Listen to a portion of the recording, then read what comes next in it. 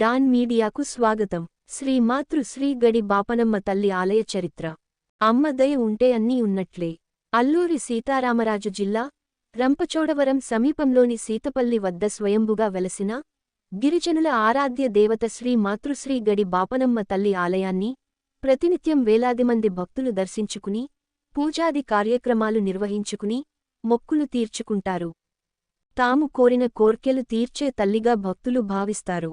ఆదివారం, మంగళవారం రోజులలో సుదూర ప్రాంతాల నుండి భక్తులు వేలాదిగా అమ్మవారి దర్శనానికి తరలివస్తారు. ఆలయ ప్రధాన అర్చకులు అమ్మవారికి సంపూర్ణ కుంకుమ పూజలు చేయిస్తారు. అక్కడ అమ్మవారి రక్షలను కూడా పంపిణీ చేస్తారు. ఆ రక్షలు ధరించిన వారిపై చెడు ప్రభావాలు పనిచేయవని భక్తుల నమ్మకం. బాపనమ్మ వారి విశిష్టతలు, ఆలయ చరిత్ర గురించి ఆలయ ప్రధాన అర్చక స్వామి మాటల్లోనే తెలుసుకుందాం. ఆలయ కార్యనిర్వహణాధికారితో పాటు సిబ్బంది భక్తులకు ఎలాంటి అసౌకర్యం కలగకుండా ఏర్పాట్లను పర్యవేక్షిస్తూ ఉంటారు. విశ్వసనీయ వార్తల సమాహారమే మన డాన్ మీడియా.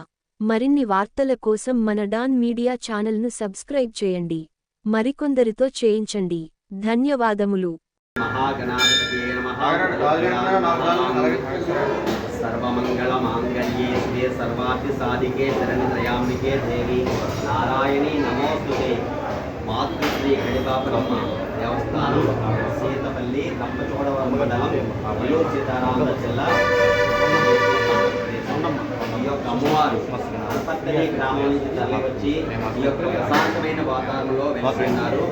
అమ్మవారు భక్తుల కోరికలు తీర్చుకోవాలనుకున్నారు. కావున భక్తులందరూ కూడా ఈ అమ్మవారిని దర్శనం చేసుకుని వాళ్ళ కోరికలు నెరవేర్చుకుంటారు. అలాగే సన్నిధానంలో ప్రతినిత్యం జరిగే పూజా కార్యక్రమాలు 9 శుక్రవారాలు చేసుకుంటే వాళ్ళకి ఉండే కుజదోషాలు నాగదోషం ఉంటే తొలగిపోతుంది.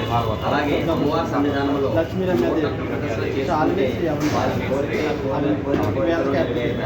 అలాగే అమ్మవారి సన్నిధానంలో ప్రతి లక్షవారం కూడా చండీ హోమం చేయడం జరుగుతుంది.